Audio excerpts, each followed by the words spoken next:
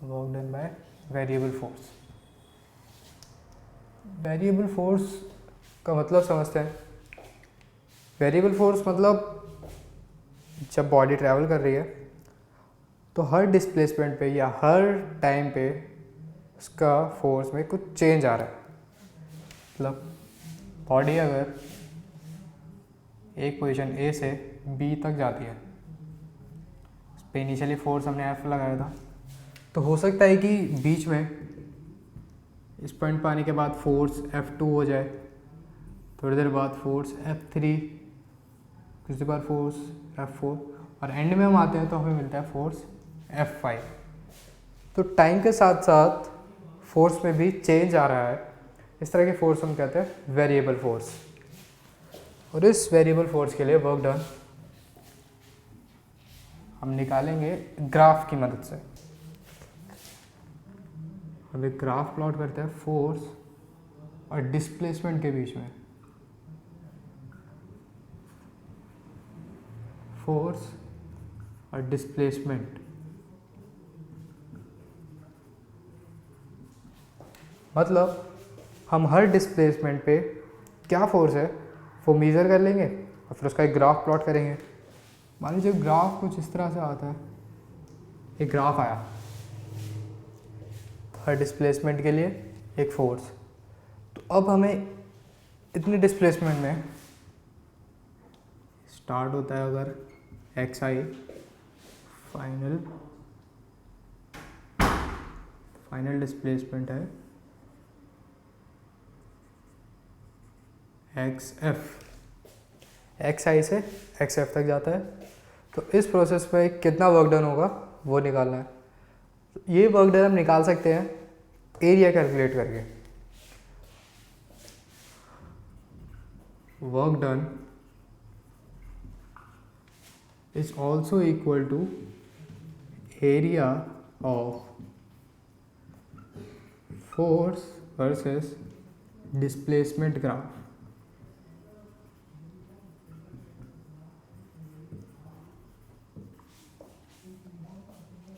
Work done is also equal to area of force displacement graph।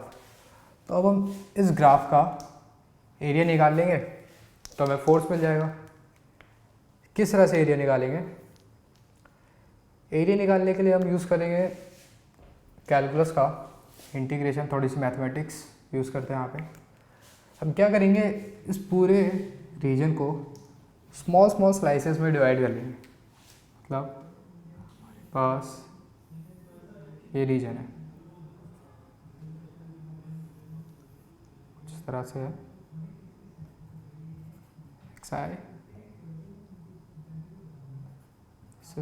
X F, ठीक है। ये force का है, डिस्प्लेसमेंट। तो इस पूरे रीजन को स्लाइसेस में बांट लेता हूँ मैं, पार्ट्स में, और बहुत छोटे छोटे पार्ट्स में बांट लेते हैं, बहुत छोटे छोटे पार्ट्स में।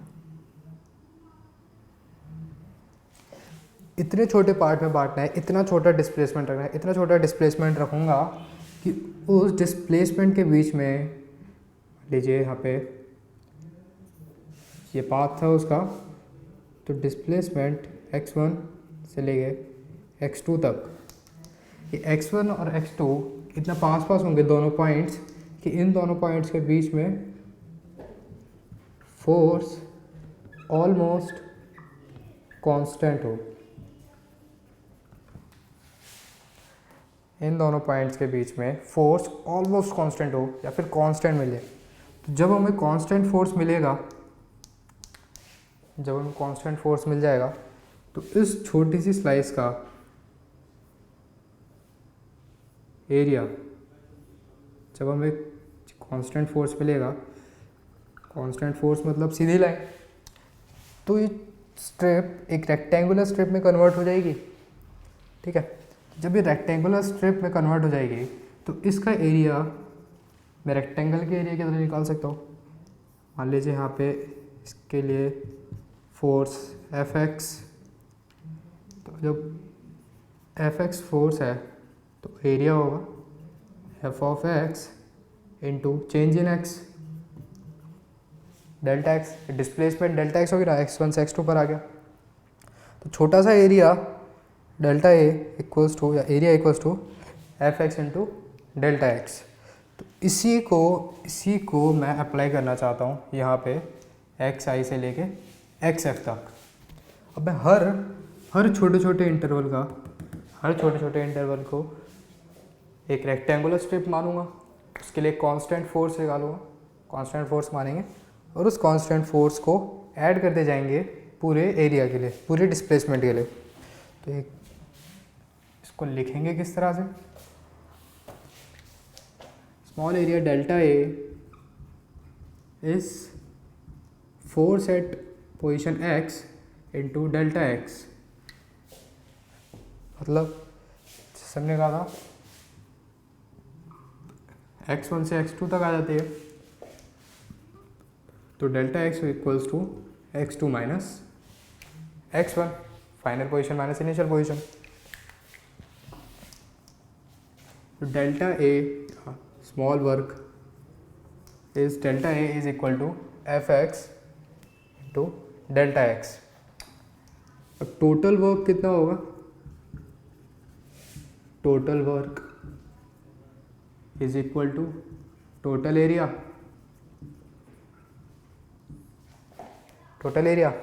तो मतलब हर स्ट्रिप का एरिया निकालूं, हर स्ट्रिप का एरिया ऐड कर दूं।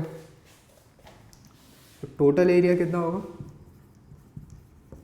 टोटल एरिया ए नाम दे देता हूँ, हो जाएगा summation of F x to delta x where delta x varies from xi to xf।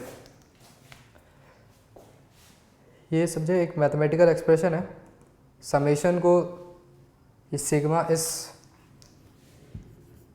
जो साइन है इसको हम कहते हैं सिग्मा, और ये डिनोट करता है, डिनोट्स समेशन। ठीक है, तो अब हम आ जाते हैं, इस एक्सप्रेशन का मतलब है कि फोर्स एक्स आई से मैं अगली पोजीशन पर आ जाता हूँ। मान लेते हैं एक्स आई से अगली पोजीशन है एक्स आई के बाद आता है x2, फिर आता है x3, फिर आता है x4, मतलब xi के बाद x2, फिर x3, फिर x4 आता है। इस तरह से आते आते xf पे आ जाएंगे हम। तो ये कुछ होगा F X into x2 minus xi plus F x, मतलब एफ एक्स है x2 या xi से x2 के बीच में जो कांस्टेंट फोर्स है वो F X is equal to, sorry यहाँ पे एफ एक्स इज समेशन हम निकाल लेते हैं, ये होगा xi से x2 का ले लिया हमने area, F X into x2 minus xi। अब अगला एरिया लेते हैं x2 से x3 का, तो होगा x3 माइनस x2। अगला आ जाता है x4 माइनस x3। तो इसी को हम हर स्ट्रिप के लिए ऐड करते जाएंगे, फोर्स इनटू डिस्प्लेसमेंट को, मतलब एरिया को हम हर स्ट्रिप के लिए ऐड करते जाएंगे। और इसी समेशन को शॉर्ट फॉर्म में लिखने का तरीका ये है, summation from xi to xf F X delta X. ठीक है,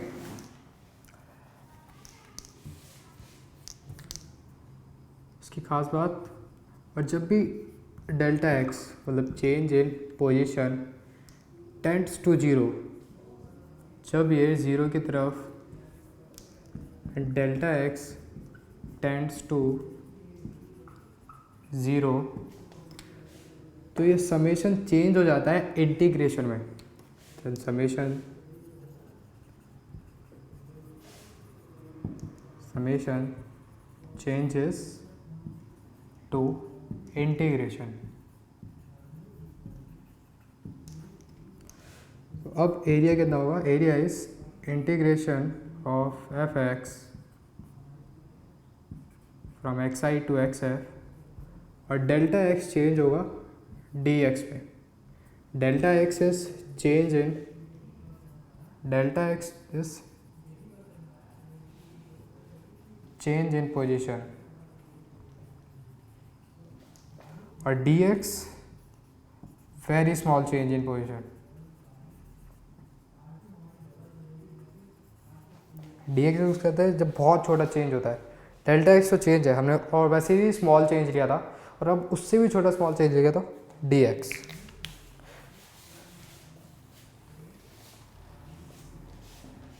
अब हम समेशन को इंटीग्रेशन में चेंज किया। अभी इंटीग्रेशन इसी को फाइनली यूज़ करेंगे हम वर्क डन निकालने के लिए। जो फोर्स है उसको इंटीग्रेट कर लेंगे, मतलब उसको ऐड कर लेंगे, उसको सम कर लेंगे थ्रू आउट द डिस्प्लेसमेंट, छोटे छोटे पार्ट्स में डी एक्स, एक्स आई से लेके एक्स एफ तक।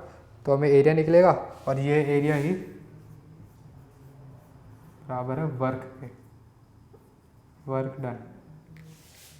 Area is equal to work done. एक क्वेश्चन करते हैं जिससे हमें समझ आ जाए। उससे पहले एक बार फिर से पूरा दोहरा देता हूँ मैं। फोर्स और डिस्प्लेसमेंट का ग्राफ हमने निकाला था और हमें पता है कि वर्क डन वो बराबर होता है एरिया के फोर्स डिस्प्लेसमेंट ग्राफ के। अब अगर रेक्टेंगुलर होता रीजन तो उसका एरिया निकालना काफ़ी आसान होता। अगर रेक्टेंगुलर होता, ट्रायंगुलर होता या कुछ रेगुलर सा शेप होता तो उसका एरिया निकालने में आसानी होती। बट रेगुलर शेप नहीं है, यहाँ पे एक कर्व हमें मिला, तो हम इस कर्व को एक रेक्टेंगुलर रीजन में चेंज कर लेंगे। वो किस तरह से करेंगे, इस कर्व को छोटे छोटे स्टेप्स में बांट लेते हैं, बहुत छोटे छोटे स्टेप्स में बांट लेंगे। जब हम स्टेप्स में बांट लेंगे तो हमें क्या मिलेगा कि एक स्मॉल डिस्प्लेसमेंट के लिए force is almost constant, force is almost constant. जब फोर्स सेम हो जाएगा तो हमें स्मॉल एरिया, उस छोटे से स्ट्रिप का एरिया निकाल सकते हैं हम। और वो स्मॉल एरिया डेल्टा ए, उसको नाम देता हूँ मैं। Delta A is force into change in displacement, मतलब फोर्स जो हाइट है, एरिया रेक्टेंगल की हाइट फोर्स और ब्रेड्थ उसकी चेंज इन डिस्प्लेसमेंट होगी। तो small area is force into displacement. अब टोटल एरिया निकालने के लिए मुझे, टोटल वर्क निकालने के लिए मुझे टोटल एरिया निकालना पड़ेगा। टोटल एरिया निकालने के लिए सम करना पड़ेगा, हर स्ट्रिप के एरिया का सम कर दूंगा मैं, तो मुझे टोटल एरिया मिल जाएगा। टोटल एरिया निकालने के लिए हम यूज़ करेंगे समेशन का। Summation X I from x I to x F, X I initial position है, X F final position, F X into delta X, F X into delta X. और जब ये डेल्टा एक्स, इस change को हम बहुत छोटा कर देंगे, बहुत छोटा, ऑलमोस्ट नेग्लिजिबल, बहुत छोटा चेंज कर देंगे, तो ये समेशन चेंज हो जाएगा इंटीग्रेशन में, समेशन चेंज हो जाएगा इंटीग्रेशन में। तो हमें एरिया मिलेगा, एरिया इज इंटीग्रल ऑफ या integration of F x with respect to d x from x I to x f. इस तरह से हम एरिया निकाल सकते हैं हमारे कर्व का। एक इक्वेशन देखते हैं, सॉरी एक क्वेश्चन करते हैं। तो ये एक ग्राफ दिया गया है फोर्स और डिस्प्लेसमेंट का। अब हमें वर्क डन निकालना है, तो वर्क डन के लिए हमें पता है area work done is equal to area of graph. तो मुझे एरिया निकालना पड़ेगा ये इसका।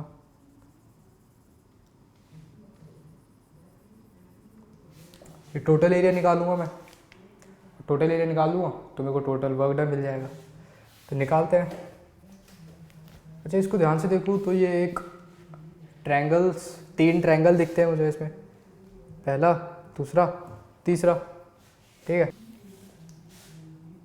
फॉर ट्रायंगल 1, अच्छा इन पॉइंट्स को नाम दे देते हैं हम।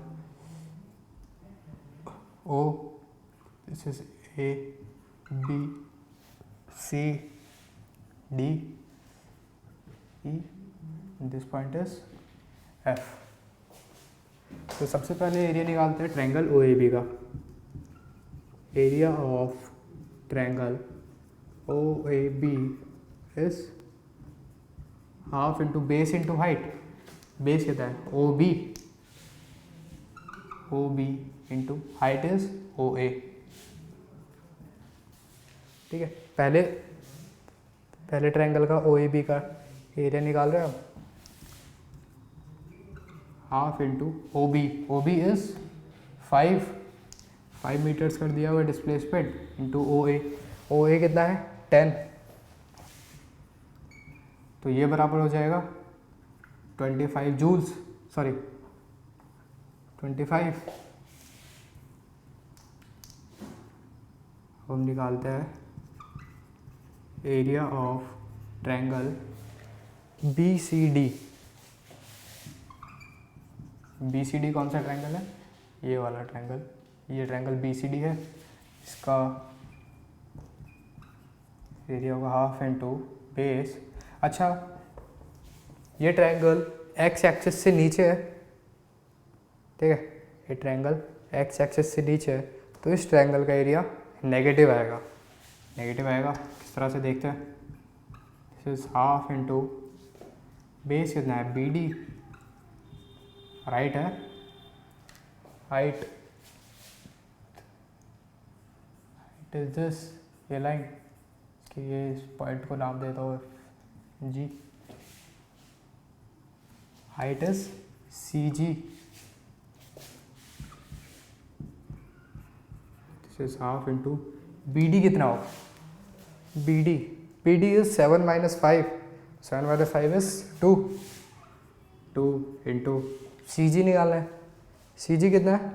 -5 माइनस 2, क्योंकि एक्स एक्सिस से नीचे है, -5। ये कितना हो जाएगा? -5। इसका area -5। Area of triangle E D F is half into base is D F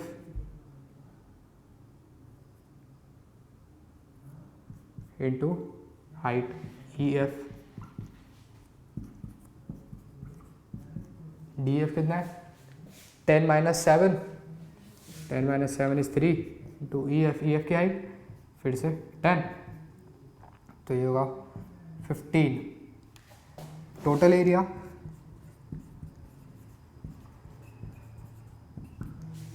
इन तीनों का सम, इन तीनों एरियाज का सम, टोटल एरिया हो जाएगा 25 minus 5 plus 15, this is 35।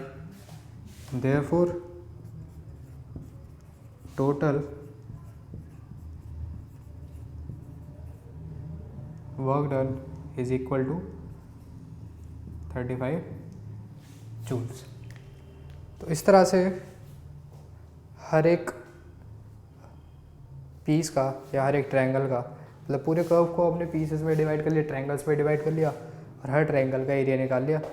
Her triangle का एरिया निकाल के उनको ऐड करेंगे, उसका टोटल एरिया मिल गया, वो जो बराबर होगा वर्क डन के। ठीक है, तो एक क्वेश्चन है जिसपे फोर्स का variation, force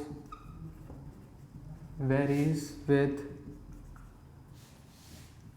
displacement according to the relation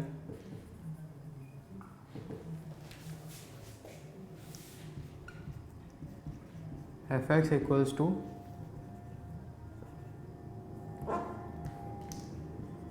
x plus 3.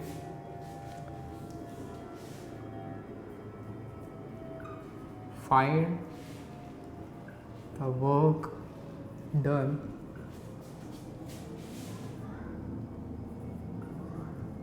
between 3 meters and 5 meters। तो एक फोर्स दी गई है, force varies with displacement according to the relation f x equal to x plus 3। तो मैं बताना है find the work done between 3 metres and 5 metre. Force है, एक ऑब्जेक्ट पर फोर्स अप्लाई किया हुआ है जो डिस्प्लेसमेंट के साथ इस रिलेशन से वेरी करता है। तो मैं बताना है 3 मीटर और 5 मीटर के बीच में कितना वर्क डन होगा। तो देखते हैं, पहले इसको समझने के लिए पहले ग्राफ ड्रॉ कर लेता हूँ। फोर्स इज एक्स प्लस 3, मान लेते हैं यहाँ पे 5, 3 metre. Displacement is in metres, इसके corresponding force is in newtons. ठीक है, तो 3 मीटर के लिए फोर्स कितना होगा? 3 + 3 6। तो 3 मीटर के लिए फोर्स 6 न्यूटन्स। 6 और 5 मीटर पे फोर्स कितना है? 5 + 3 8। यहाँ पे कहीं 8।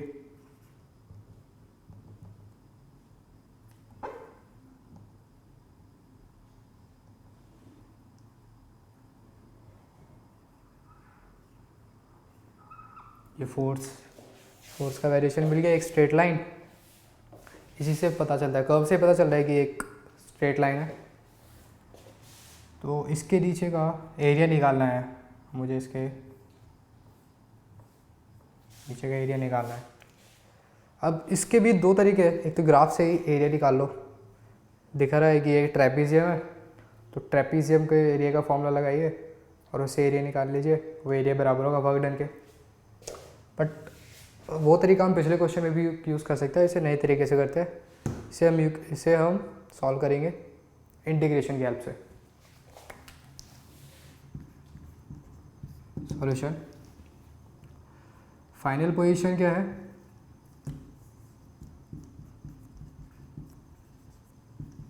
Final position is XF, initial position is XI, और XF किसके बराबर है? 5 metres, XI is 3 metres. Force का रिलेशन दिया हुआ है Fx इक्वल टू x + 3।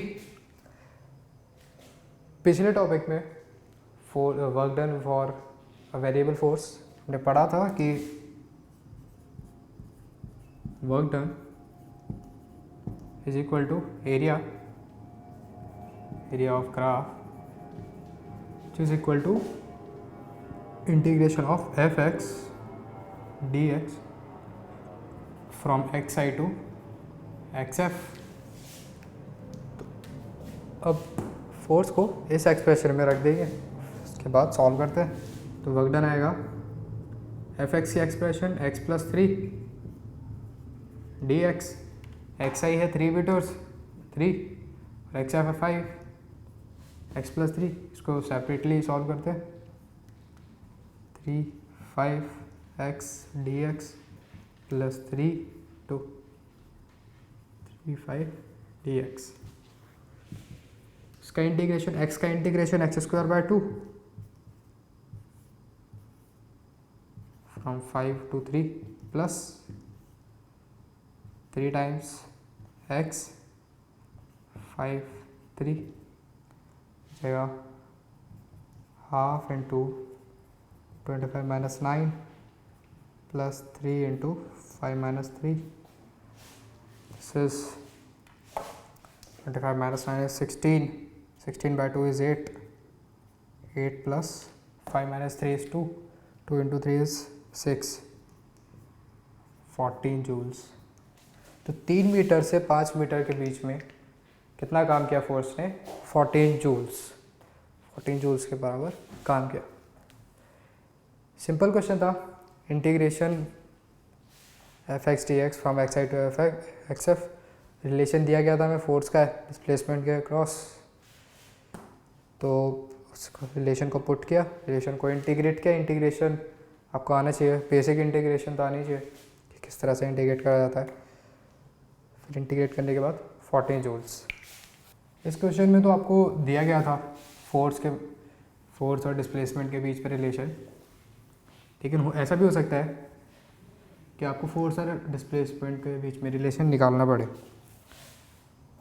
ज़्यादा ट्रिकी क्वेश्चन होता है, सीबीएसई में शायद ही पूछे जाते हैं, बट कॉम्पिटिटिव एग्जाम्स में पूछ ले जाते हैं। तो इसका एक हिंट दे देता हूँ मैं, इसमें ग्राफ दिया हुआ है, पिछले क्वेश्चन में आ जाते हैं। पिछले क्वेश्चन में 3 मीटर पे फोर्स 6 न्यूटन आया था, force in newtons, displacement in metres. 3 metre पे फोर्स 6 न्यूटन आया था और 8 न्यूटन फोर्स आया था 5 मीटर पे। तो अगर ये स्ट्रेट लाइन दिया हुआ है, कर्व स्ट्रेट लाइन दिया हुआ है, तो स्ट्रेट लाइन की इक्वेशन निकालना आप जानते हैं। स्ट्रेट लाइन की इक्वेशन जब 2 पॉइंट दिए हो, x1 y1 और x2 y2, तो इसके लिए इक्वेशन कितना होता है, क्या होता है, y minus y one equals to y2 minus y1, x2 minus x1, x minus x1। Solve करके देखते हैं।